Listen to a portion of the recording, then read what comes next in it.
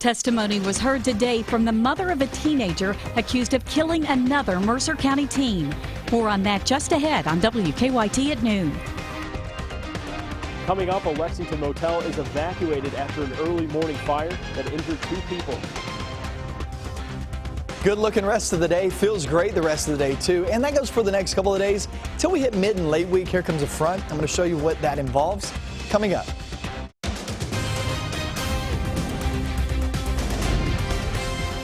This is WKYT News at Noon.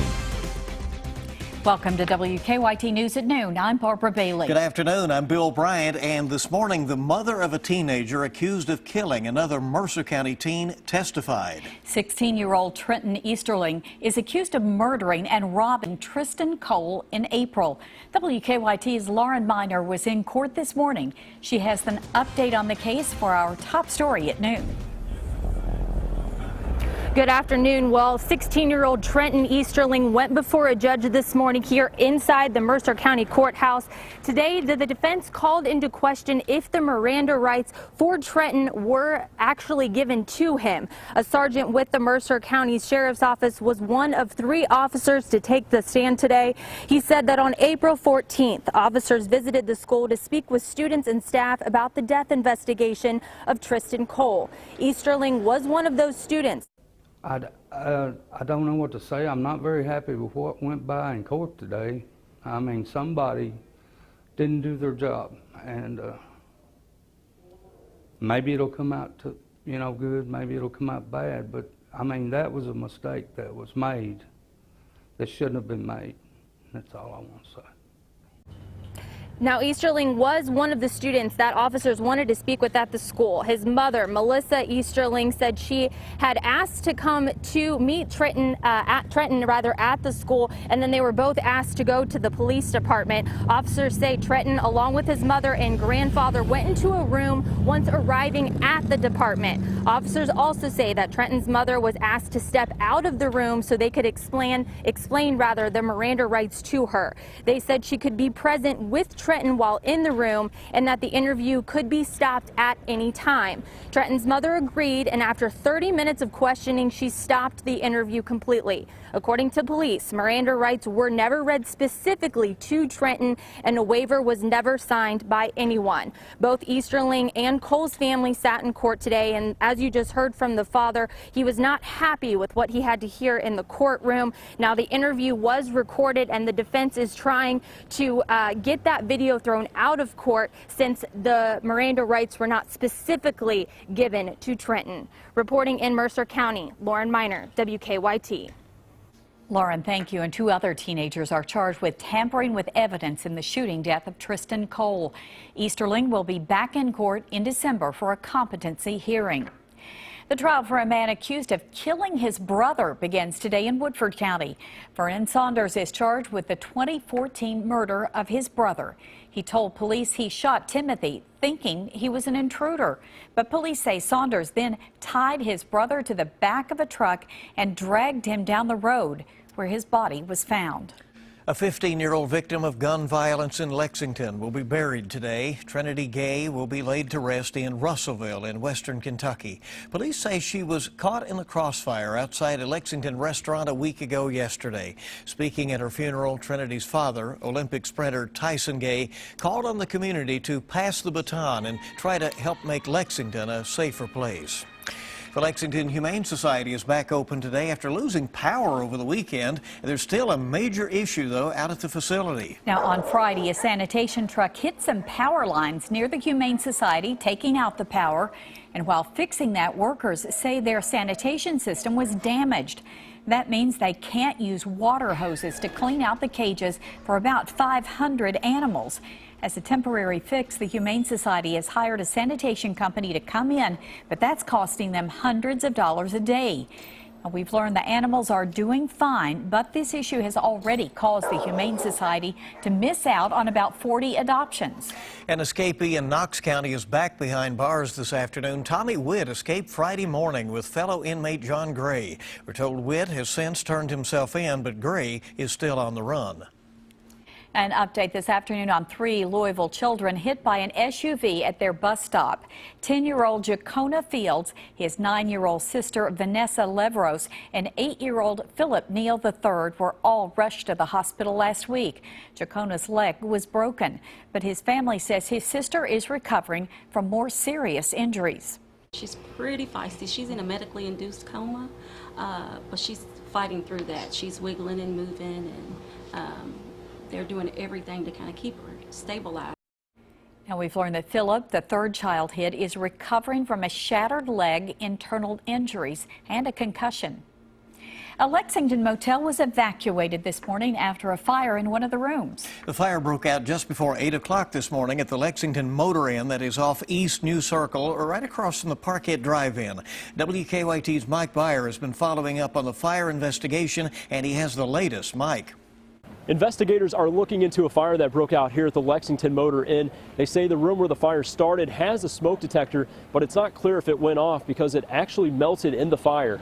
The fire broke out shortly before 8 this morning at the motel located off East New Circle Road behind Peddler's Mall. Firefighters say a couch in one of the rooms caught fire, but they were able to extinguish the flames quickly. The fire was contained to one room. As a result, the entire motel was evacuated, but everyone has been allowed to return to their rooms besides the unit where the fire started. Firefighters tell us 2 people were injured, but they were treated at the scene and released. Now, Gary Hammond was sleeping in a nearby room when the fire started. He says he heard a loud noise. I was asleep and I heard a loud explosion, and all of a sudden I was engulfed in smoke. So I crawled out of the room, got in my car, and got out of there. It's this concrete building, so it kind of acts like an oven. So whatever's on fire inside gets pretty hot pretty quickly. The crews here were able to get a pretty good knockdown on it real early on to keep it from potentially spreading. Now, as you heard from Battalion Chief Harvey, this fire could have been a lot worse, but because of a quick response time and that the building is made of concrete, the flames didn't have a chance to spread. In Lexington, Mike Byer, WKYT. Mike, thank you. Investigators say the fire is accidental, but they are looking into whether the motel had working smoke alarms. Kentucky State Police continue to investigate one of the biggest marijuana busts in the state's history.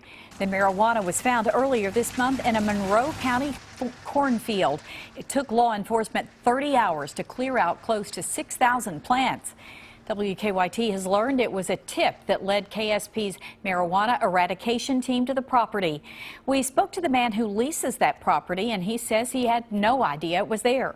There were some buds, you know, probably 16, 18 inches long, big around as an ear of corn. A lot of them. Now, the marijuana was found just 2 miles from Tompkinsville. Why did it take so long to find it? We asked that question tonight on WKYT News at 6. Investigation into that right now. All right, here we are rolling into the last week of October, and it's finally starting to feel like it. And it looks like we could see some nice fall days this week. WKYT meteorologist Micah Harris is live in our First Alert Weather Center now to tell us all about it. Well, we're in the 60s right now. We have a front over us, but looking outside, you would never know that. Here's what's going to happen as we travel throughout your day. That front moves through. It's not going to bring us any chance of rain. This is a dry front, but it will bring in some cooler air as we go throughout the night and into tomorrow. Temperatures are there in the mid-60s already for virtually all locations. 67 there in Monticello and Wayne County, where it's 63 in Lexington, but 59 showing up there in Maysville. So as we get into the rest of the afternoon, we'll be in the mid to upper 60s, finishing off with a really nice day in store. And like I said, the front's over us, but you just can't tell because we have clear skies, and typically when you bring a front over you, you'll at least get some clouds out of it. But today is just going to be phenomenal. Like I said, a dry front, nothing potent about it. It's just that cooler air that will be funneling on in. I want you to pay attention far, far north and to the top right of your screen. They actually picked up 10+ inches of snow in portions of the Northeast this weekend. We don't want that just yet, but those fronts will continue to dive on in here. We have 2 more to go through later on this work week. We'll go into that, and I'll show you what you can expect out of those coming up. They got a big preview up there in the Northwest. All right, thank you. Northeast up in New England. All right, the Lexington Fraternal Order of Firefighters announced its new headquarters for their annual toy drive today. PMM Southland Investments on Southland Drive will be this year's North Pole. Firefighters made the announcement this morning during the kickoff of the 85th annual toy drive. This is just another way that we can go another way that we can give back to the community that gives to us. There's plenty of people out there that need assistance, so that's what we're here for. Now, if you're a parent who has children in need, sign-ups to participate in the toy drive start November 7th. Well, female voters may be the key difference in a new poll as presidential candidates now have just 2 weeks left to campaign. We'll have more on that coming up on WKYT News at noon, Kentucky's #1 midday news.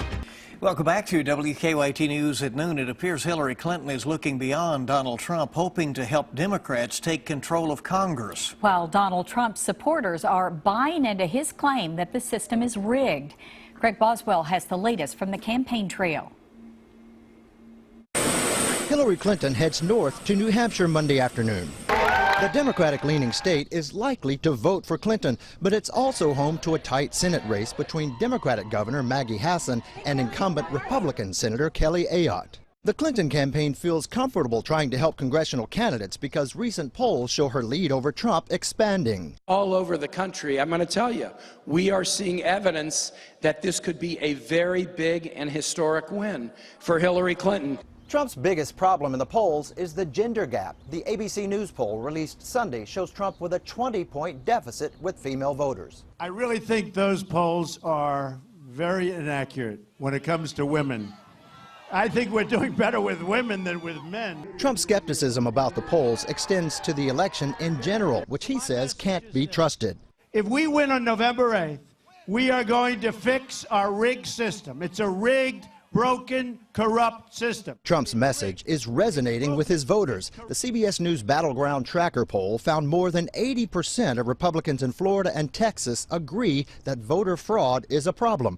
Of those, 8 in 10 feel Trump would win if the system was fair. Craig Boswell, CBS News, the White House.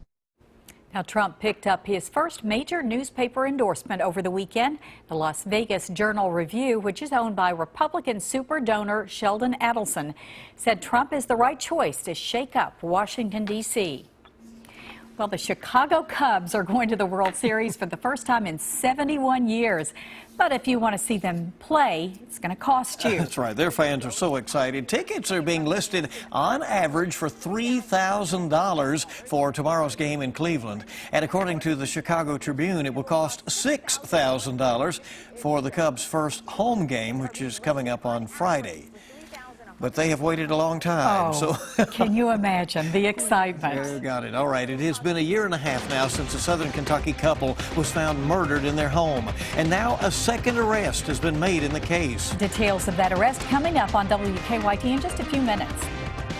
Nice look and a nice feel outside for today. That really goes through the next few days. And then once we hit or midweek and late week, that's when we start to see that front roll on through with some showers and thunderstorms. We're going to go over that coming up next. Now, your zone-by-zone forecast with meteorologist Micah Harris. Well, it's a good look at the rest of the day. Some of us down south may hit 70 degrees, but for the most part, we're going to stay there in the mid to upper 60s. Now, temperatures outside today are going to be pretty much where we were yesterday. Once we get through the day and head off into the evening hours, once that sun sets, that's when it gets a little bit cool. We go overnight and into tomorrow morning. Remember, there is a front over us as we speak. So that means once that front pushes through, some cooler air dives on in here. This is a dry front. Nobody's going to see a difference. You'll just feel a difference tomorrow morning. This morning we woke up in the 50s. Tomorrow morning there in the 40s. Maybe squeezing out a 38, 39 degree reading in an isolated spot. But other than that, we are good to go. Normal temps the rest of the really midweek. And so once we hit midweek, the Thursday, Friday time, that's when we start to see that front roll on through. And that's what will bring us rain. So now, tomorrow, and off towards your Wednesday, we're dry. So if you make any plans, make them on those days. On Thursday, it looks like your best chance of rain. As that front pushes on through, and the front will bring us some rain chances. Now, they're not widespread. I don't see them widespread as of right now. But still, a few storms will be there in the forecast on your Thursday. So for the next few days, it looks pretty good heading out to the ball fields. Kids going off to the bus stop tomorrow morning, they'll need a coat. There's no doubt about that. It would be pretty chilly. But on your Thursday, there's your 40% chance of rain. Once we get a little bit closer, we'll have a better feel on it. But as of right now, I'd still say Thursday is your best chance. Now towards your Friday, you have any plans, events going on? Friday night football, I don't see a rain chance on that day as that front has already pushed on through. But here comes another one. Now this next one on Saturday and Sunday, that is a cold front. the one on Thursday isn't so much a cold front as opposed to, say, a rain front. And so on Saturday and Sunday, you'll not only get some rain chances out of this, but you'll also get those temperatures there in the upper 50s, lower 60s. And that's not a good feel when you have rain coming on you. So, yeah, here comes a weekend that doesn't look as good as this past weekend. This past weekend actually looked pretty nice. Nippy overnight lows on Friday night, right? We sure had that early Saturday and early Sunday around here. Yes, we did. Absolutely. Micah, thank you. We're back on WKYT in a moment. A huge test for the volleyball Cats. And the Wildcat football team riding high after that last-second win. Dave Baker has sports next. That was fun, wasn't it? And let's take a look at stocks as we head into afternoon trading. All of the major market indicators are up this afternoon.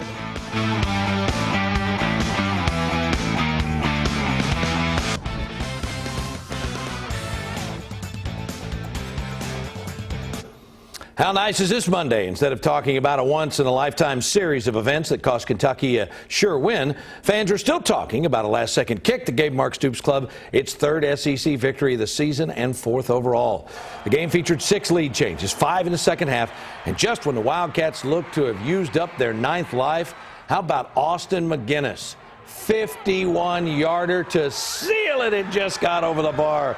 For Kentucky, it's celebration time, but now the Cats have to turn around and get ready for a dangerous Missouri team. The trick now is to get right back to work today. The coaches were back in preparation yesterday.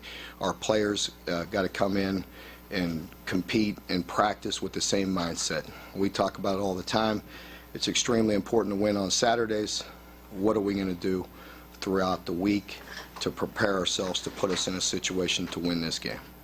That's a little Rich Brooks mindset. We'll talk about that a little bit more tonight at 6:30 on the WKYT News on the CW Lexington. Next game on the schedule at Missouri. It's a noon kickoff on the SEC Network. Game time for that Georgia game should be announced later today. The Tigers lost at home to Middle Tennessee on Saturday. The Wildcats will still need to win 2 of their final 5 to become bowl eligible for the first time in 6 seasons. Speaking of Missouri, matchup of the only remaining unbeatens in the SEC on the volleyball court Sunday, Kentucky at Mizzou. Tigers took the first 2 sets. Leah Edmond comes through with a kill in set 3 to win it for the Wildcats. And Kentucky with yet another set point in the 4th frame. This time it's the defense putting up a block to even match it. 2 games apiece. And in the 5th and deciding set, Wildcats trail 14-12. How about Edmond with the big block? But the Missouri coach on top of things challenges that a Kentucky player was in the net during the rally. And you see, Kaz Brown was guilty. The officials award the point correctly to the Tigers. Missouri wins the match over the Wildcats by a count of 3-2. Well, the Bengals have won 3 in a row in the Battle of Ohio, looking to make it 4 on Sunday afternoon and get their season turned back around in the right direction. Browns still without a win under Hugh Jackson. Just before the half, Bengals leading 14-10. How about Andy Dalton going full Hail Mary? A.J. Green, touchdown catch. An unbelievable grab. Bengals up 21-10 at the break. Look at this. Green, the only guy to get his hands on it in that Hail Mary. 3rd quarter, Browns backup quarterback. I say that. He's like about the 7th or 8th quarterback this year. Kevin Hogan can't find a receiver, keeps himself. And Kevin Hogan goes 28 yards for the touchdown. Browns down just 21-17. But the Bengals answer, Jeremy Hill. Oh, he's got a lane, and he be gone. 74 yards for the score. Bengals get the win over the Browns by a count of 31-17. We will hear more from Mark Stoops. Nick Mingione, the new UK baseball coach, as soon as Coach Stoops is finished, going to be talking about the new Kentucky baseball complex. You can see that live right now on WKYT and much more coming up throughout the day. But for now, guys, that's a look at sports on this Monday. All right, sounds like a busy day ahead. Thank you, Bugs. And there's more to come in our next half hour of WKYT News at noon. Kentucky State Police are investigating after a deadly officer-involved shooting in southern Kentucky. We'll have more on that. Plus, I'm Phil Pendleton in Laurel County. Coming up at 12:30, 2 men are now in jail accused of murdering a husband and wife last year. Tuesday night's Mega Millions jackpot is $30 million. And Wednesday night's Powerball jackpot is $164 million.